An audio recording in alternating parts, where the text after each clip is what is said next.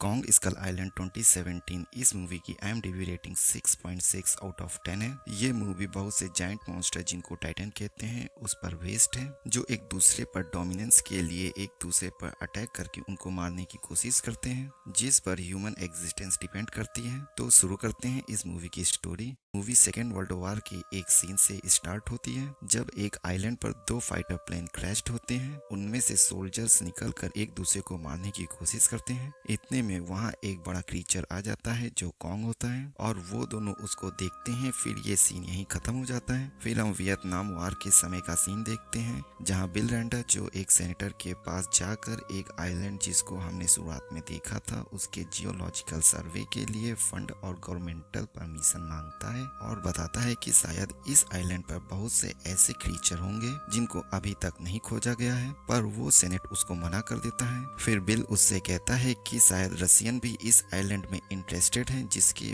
बाद वो बिल को परमिशन दे देता है। फिर आइलैंड पर जाने के लिए बिल एक टीम बनाता है, जिसमें कुछ सोल्जर्स और उनका मेजर प्रेस्टन पेकर्ड, और आइलैंड पर गाइड करने के लिए जेम्स को हायर करता है। साथ ही मिशन की फोटोग्राफी के लिए मैसन को भी हायर करता है। शिप लेकर वो लोग आइलैंड की तरफ बढ़ते हैं, और इसी बीच उन सबको ये बताया जाता है कि सर्वे कंप्लीट होने पर उनको आइलैंड के किस हिस्से में आना है। अगर कुछ गड़बड़ हो जाती है तो जब वो लोग शिप से आइलैंड पहुंचने वाले होते हैं, तब आइलैंड के पास एक बहुत बड़ा स्टॉर्म आया था, जिसकी वजह से वो लोग शिप से आइलैंड नहीं पहुंच सकते थे। फिर बिल के कहने पर वो सभी हेलीकॉप्टर से आइलैंड पहुंचने पर एग्री होते हैं और बड़ी मुश्किल से आइलैंड तक पहुंच जाते हैं, जहां पहुंचकर वो लोग अपना सर्वे शुरू करते हैं, जिसके लिए वो सरफेस पर कुछ ब्लास्ट भी करते हैं। पर इतने में एक पेड़ एक हेलीकॉप्टर को मारकर गिरा देता है, जिसको कॉन्ग ने उस हेलीकॉप्टर पे फेंका था, क्योंकि कॉन्ग उस आइलैंड का प्रोटेक्टर था और वो लोग उस आइलैंड को नुकसान पहुंचा रहे थे। कॉन्ग को देखकर वो सभी कॉन्ग पर फायर करने लगते हैं, जिसके बाद कॉन्ग सभी हेलीकॉप्टर्स को एक एक करके गिरा देता है, जिसमें बहुत से सोल्जर्स मारे जाते हैं। और आखिरी में कॉन्ग और प्रेस्टन एक दूसरे को घूरते हैं। फिर कॉन्ग वहां से चला जाता है, क्योंकि अब वो लोग उसके लिए कोई खतरा नहीं होते हैं। इसके बाद वो लोग 2 टीम में बढ़ जाते हैं। एक टीम जिसमें प्रेस्टन और बिल थे, और दूसरी टीम जिसमें कुछ जियोलॉजिस्ट और जेम्स और मैसन होती हैं, और वो सभी उसी जगह पहुंचने की कोशिश करते हैं जो उनका पिकअप पॉइंट होता है। प्रेस्टन जिसके बहुत से सोल्जर्स मारे गए थे, वो बिल से गन पॉइंट पर पूछता है कि वो इनको इस आइलैंड पर क्यों लाया। तो बिल कहता है कि इसी आइलैंड के पास एक बार उसकी बोट पर किसी बड़े क्रीचर ने अटैक करके उसकी बोट को तोड़ दिया था, और जब उसने ये बात सबको बताई तो किसी ने भरोसा नहीं किया। फिर अब 30 साल बाद मैं इस रिसर्च से अपनी बात साबित कर दूंगा। और साथ ही ये भी कहता है कि ये क्रीचर हमसे पहले यहाँ थे, और शायद ये हमसे हमारा प्लेनेट भी वापस ले लें।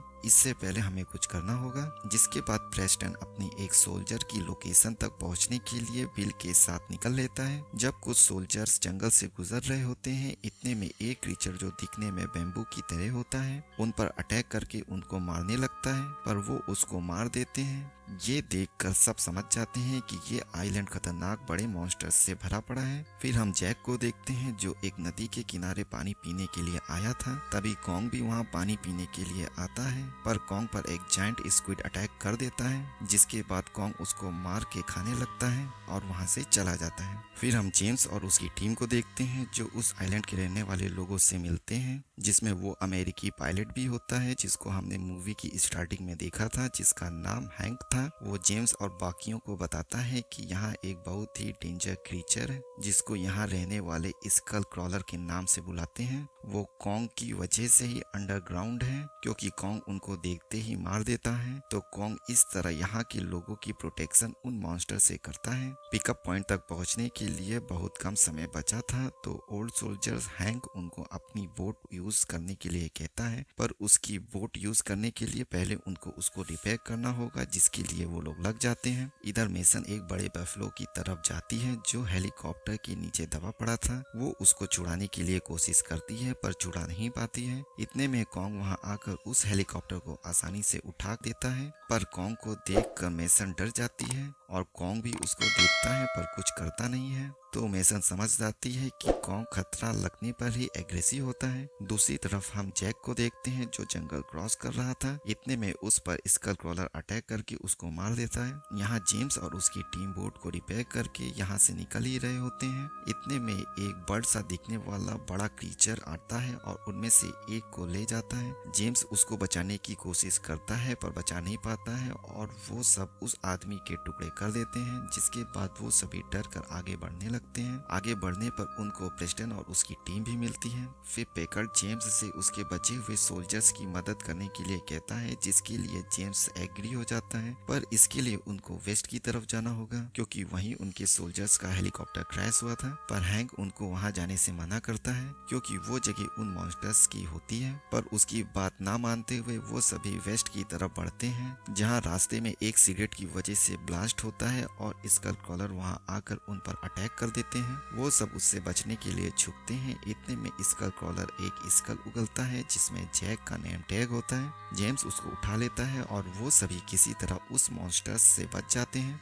फिर जेम्स प्रेस्टन से कहता है कि तुम्हारे सोल्जर्स मारे जा चुके हैं, तो अब हमें यहाँ इस आइलैंड से निकलना होगा। प्रेस्टन कहता है कि वो कॉन्ग को मारे बगैर ये आइलैंड नहीं छोड़ेगा। जिसके बाद हैंक कहता है कि इसका क्रॉलर हमें मार देंगे अगर हमने कॉन्ग को मार दिया तो। कुछ बहस के बाद वो फिर से दो टीम में बढ़ जाते हैं। एक प्रेस्टन जो कॉन्ग को मारने के लिए कॉन्ग की तरफ जाता है और दूसरी जेम्स की जो बोट की तरफ जाते हैं। जब जेम्स और मैसन एक माउंटेन पर होते हैं, इतने में कॉन्ग भी वहां आ जाता है पर कॉन्ग उन दोनों को कुछ नहीं करता है। जब मैसन कॉन्ग को छूती है तभी इतने में एक ब्लास्ट होता है, जिसको देखकर कॉन्ग उसकी तरफ बढ़ता है। दरअसल ये ब्लास्ट प्रेस्टन का एक ट्रैप होता है जो कॉन्ग को नदी के किनारे लाने के लिए किया गया था, क्योंकि उस नदी पर कॉन्ग को मारने के लिए प्रेस्टन ने बॉम्ब और बहुत सा ऑयल प्लांट कर रखा था। जैसे ही कॉन्ग वहां आता है वो आग लगा देता है, पर जेम्स वहां आकर प्रेस्टन को ब्लास्ट करने से रोकने की कोशिश करता है और प्रेस्टन की नहीं मानने पर उसके ही कुछ साथी भी जेम्स का साथ देते हैं और बॉम्ब डिफ्यूज करके वहां से चले जाते हैं। प्रेस्टन फिर से कॉन्ग को मारने के लिए जब ब्लास्ट करने ही वाला होता है, इतने में कॉन्ग उसको मार देता है और बचे हुए लोग पिकअप पॉइंट की तरफ बढ़ते हैं, पर उन पर स्कल क्रॉलर अटैक कर देता है।